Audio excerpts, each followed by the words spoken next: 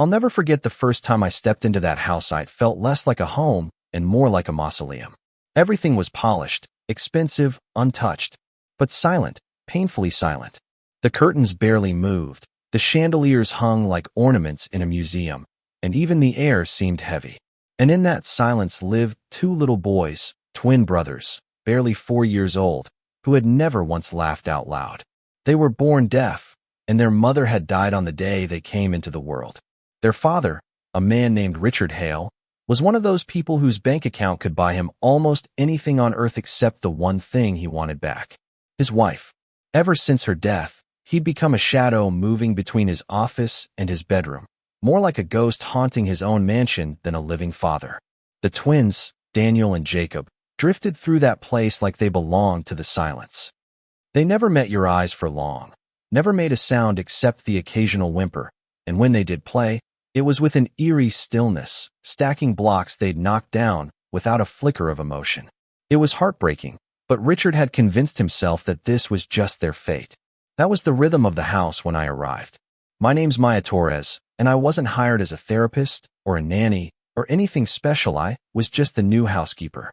Someone to clean the marble floors, polish the silver, and stay out of sight. But 2 weeks in, I realized I couldn't live in that suffocating silence anymore. I grew up in a noisy house, the kind where my mom played Motown on Saturday mornings while she cleaned, my brothers yelled at the TV during football games, and somebody was always singing off-key in the shower. So standing in that Carter mansion where no laughter, no voices, not even arguments filled the air, it made me feel like I was drowning. One afternoon, while the boys sat at the kitchen table staring blankly at their food, I reached into my bag and pulled out a little Bluetooth speaker. On impulse, I hit play. A song by Aretha Franklin poured out, soft at first, but rich and alive. I didn't expect much, maybe even resistance. But Daniel looked up, his eyebrows knitting in confusion, while Jacob's heels started tapping against his chair leg. And then, God help me, heard a tiny giggle. Fragile, unsure, but a giggle all the same. My heart stopped.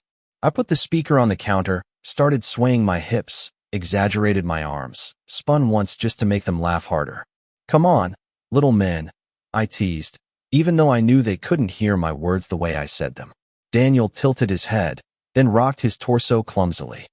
Jacob clapped his tiny hands on the table before sliding off his chair, wobbly but grinning. And suddenly, they were both dancing. It was messy, uncoordinated, completely off-beaten. It was beautiful. That was the exact moment their father walked in.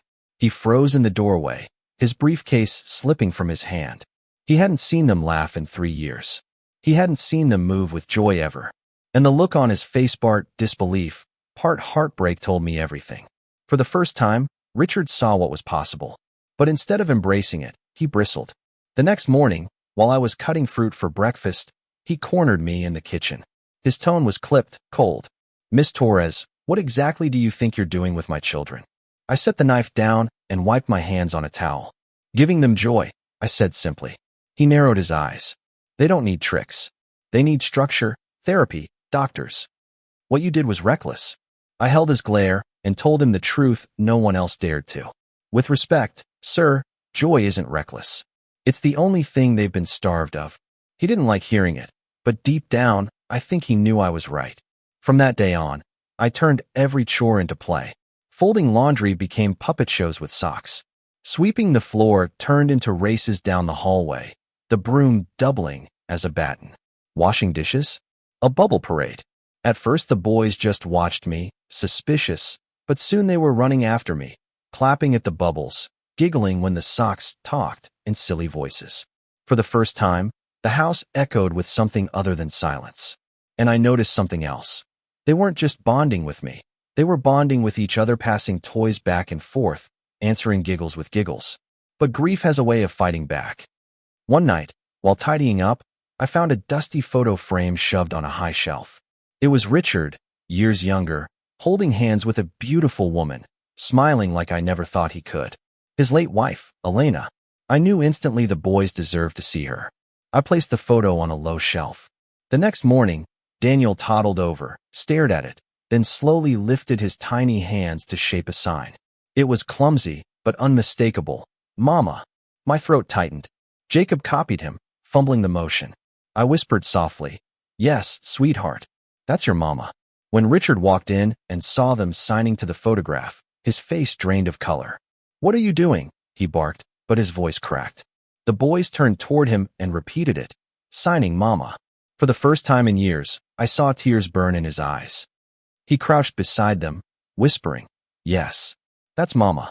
And in that moment, the wall he had built around himself cracked. I knew then I couldn't just keep cleaning floors. I started secretly studying sign language at night, scribbling in a notebook until my hands cramped. And slowly, I began teaching the twins. Words like happy, play, love. They fumbled, but they tried and they laughed every time they got close. Richard watched from the doorway one evening, shame written all over his face. Finally, he stepped forward, trembling, and signed his first word to them. Papa. The twins gasped, their eyes wide, and signed it back, clumsy but perfect. Papa. And that was the first time Richard wasn't a billionaire or a widower, was just a father. But pride has sharp teeth. A few weeks later, their neurologist, Dr. Miles, came for a progress check. Richard was desperate for validation. Show him, he whispered to the boys, almost pleading. But under the doctor's cold stare, they froze. They buried themselves against me, refusing to sign a thing. Dr. Miles scribbled in his notes and said, mimicking in play doesn't equal progress. Don't confuse moments of bonding with measurable development. His words were clinical, dismissive. Richard's face hardened with humiliation. And then, like a knife, he turned on me. This is your doing, he snapped. You filled their heads with illusions. Parlor tricks. You gave me false hope. I felt the sting, but I refused to shrink. I stood tall and said, hope isn't an illusion, it's what keeps them alive in here. Reports and charts won't teach them to laugh, to trust, to love. Faith will. He said nothing. But the air between us grew colder than ever, and for days after, the mansion slipped back into its old silence. Until one night, when Daniel discovered my little speaker again. He pressed play, music spilled out, and both boys began stomping their feet, clapping, signing for me to join. I hesitated as words still burned, but then their eyes begged me. I gave in, spinning with them until laughter filled the kitchen again. And then something extraordinary happened. They turned toward their father, standing frozen in the doorway, and signed clumsily but clearly, Dance, Papa. He looked like a man caught between fear and salvation. For a moment I thought he'd run. But then slowly, awkwardly stepped forward and swayed with us. The boys squealed, stomping harder, their joy wrapping around him until even he laughed. For the first time, Richard Hale wasn't a man trapped by grief. He was Papa. That night, unable to sleep, he came to my door holding a yellowed envelope. I wrote this for Elena after she died, he said quietly. I never sent it. He handed me the letter. His handwriting shook across the page, confessing how terrified he was of being a father alone, how he thought the twins would be better off without him. I read it, tears in my eyes, and looked up at him. She would have been proud of you, I whispered. Not for your fortune, but for staying, for trying, for not giving up. His face crumpled, and for the first time, he let someone see the pain he had buried. Spring came, and with it, something new. I tied ribbons across the garden, bright colors fluttering in the breeze, coaxing the boys to follow them one step at a time.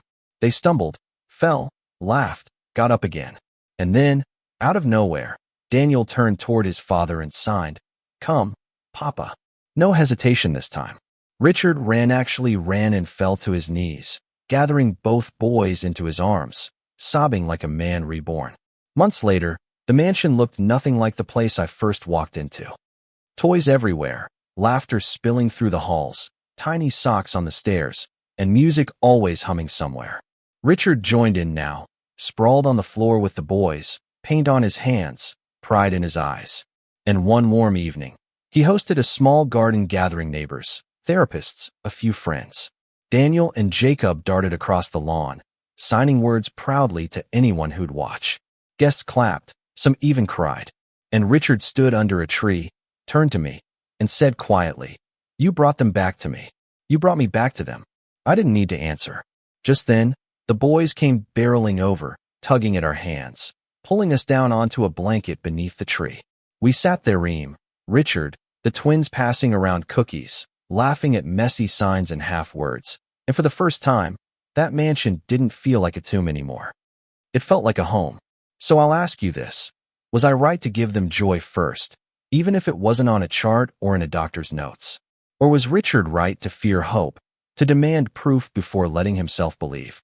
Tell me what you think, because sometimes the hardest battle isn't against silence, but against the walls we build around ourselves. Drop your thoughts in the comments, share this story if it touched you, and don't forget to subscribe for more. Because healing doesn't always look perfect. Sometimes it looks like laughter breaking through the quiet.